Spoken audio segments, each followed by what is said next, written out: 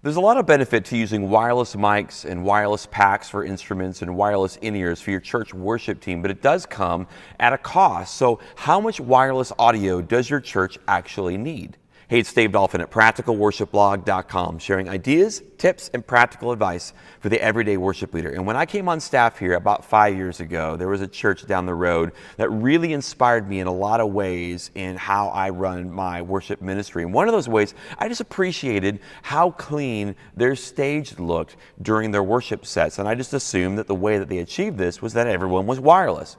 But I had a chance to get on the phone with their production manager, the guy that runs all of production for their churches, and come to find out a lot of key positions for their band was actually wired in, whether that was the instrument itself, the singers, for their microphones, or their in-ears. And I just remember being on the phone talking to him and just how surprised I was to learn that. Now looking back on that, I'm actually a little embarrassed at just how much that surprised me. But this is one of the largest churches in the state, and they have a pretty substantial budget when it comes to worship and production, and they're running wires to some of their key positions. So I know that I've thought this way. I've talked to a few other people that have thought this way, so I know I'm not the only one. So let's have a discussion about that. What is the balance between using wireless and not using wireless? Now, obviously, the benefits to using wireless is that it makes it really easy to get that person on and off of the stage. And once they're on the stage, it gives them the freedom to move around without having to worry about a cable or a tail or anything like that.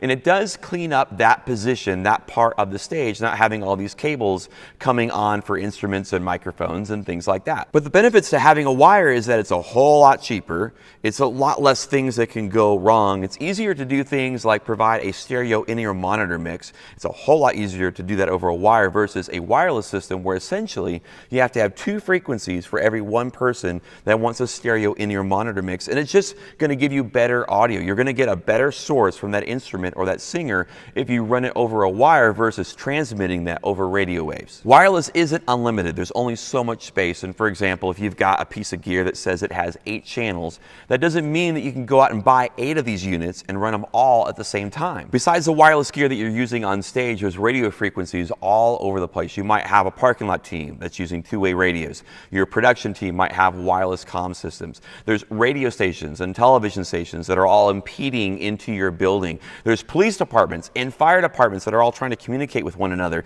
And then never mind the 500 people that just walked into your auditorium with radios, plural, in their pockets and their purses. Frequency management is a real thing, and the reason why some of these larger churches and even like Broadway shows or the halftime Super Bowl show can use so much wireless technology is that they spend an insane amount of time and doing a lot of math and a lot of research trying to figure out exactly what frequencies they're going to use for what type of content. And it's not just that frequency, there's harmonics. There's something that when you fire up something on this frequency that affects this frequency over here that now makes this frequency unusable for anything else. So in our situation where we use wireless, all 4 of our singers on the front part of the stage have wireless microphones and they have wireless in-ears. And then my acoustic guitar, I also use a wireless pack. In addition to that, we use a wireless pack for our senior pastor when he's delivering the message. We have one more wireless pack that we might use for someone doing announcements or an additional acoustic guitar or a violin. So that's a total of 9 channels of wireless audio that we're using on our main stage. 2 of those are in-ear monitor mixes, and then the other 7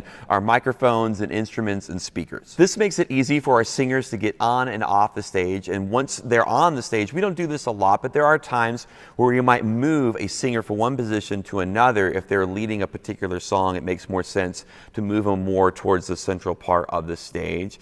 And then for our senior pastor, obviously it makes it easy for him to get on and off the stage and to have more of the stage to roam around while he is preaching. And it does provide a cleaner look for the front part of the stage. But for the rest of the band, all those other positions are wired in. For example, for the drummer and for the keyboard player, they're not going very far from their instrument. In a lot of cases, they're sitting down. So to run a wire for their in-ear monitor mix makes a lot of sense. For the electric guitar player, he's pretty much tethered to his pedal board anyway as he's switching out different sounds for the songs. So if he's going to run a cable to his pedal board, you might as well run another cable, maybe even zip tie those 2 together, run that cable for his in-ears. And for bass guitar, it's just a lot harder to get a good sound over a wireless system versus a wire. We've been known to, on occasion, in specific instances, use a wireless system for our bass guitar, but it's just really hard to get that big fat or round tone out of the bass like you can on a wire. Wireless gear is definitely one of those situations where you get what you pay for. Those units for $200 where you get like 8 wireless microphones are just not any good.